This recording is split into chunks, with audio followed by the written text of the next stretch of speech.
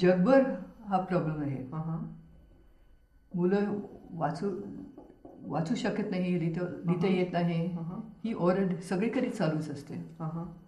पण भारतीय भाषांची एक वैशिष्ट्य आहे की प्रत्येक अक्षराला जवळजवळ निदान प्रत्येक अक्षराला एकच उच्चार असतो आणि प्रत्येक उच्चाराला एकच अक्षर असतं. त्याच्यामुळे इतकं अवघड नसावा. म्हणजे आपण जर काना घेतला तर कानाचा उच्चार नेहमी आ असा होतो. मग मला काना लावला की नेहमी त्याचा उच्चार मा असाच होणार आहे.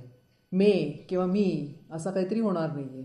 ते बरोबर आहे. आणि असं अशी अक्षर ओळख होणे हे फार गरजेचं आहे. पण ते केवळ अक्षर ओळख होणं पुरेसं नाही. त्याच्याबरोबर मुलांच्या अनुभवाची सांगत सुद्धा घालणं फार गरजेचं आहे. आणि आपल्या प्रगत वाचन पद्धतीमध्ये हेच वैशिष्ट्य आहे की एका बाजूला अक्षर ओळख, दुसऱ्या बाजूला अनुभवाशी सांगत.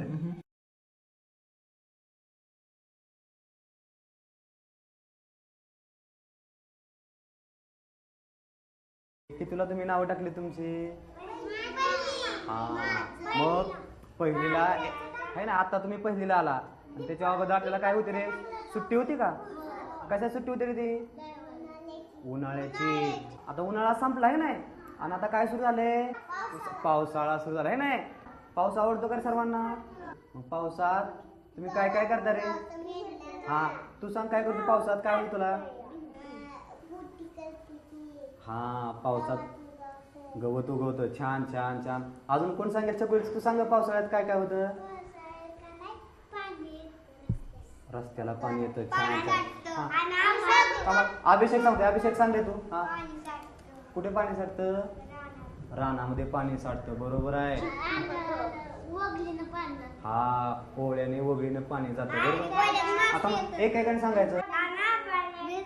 आभाळ येतं म्हणजे ढग आल्यासारखं होतं ना. तू सांग. आभाळात विजा चमकता. गडगड गडगड आवाज असा येतो. बरोबर आहे. झाडात वगैरे खाली बसल्यानंतर वीज पडते. बरोबर आहे. विजा पडतात ना पावसाळ्यात. पत्रा उडून जातो.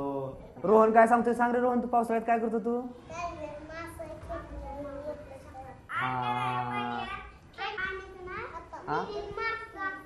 विहिरीत मासे. बरं.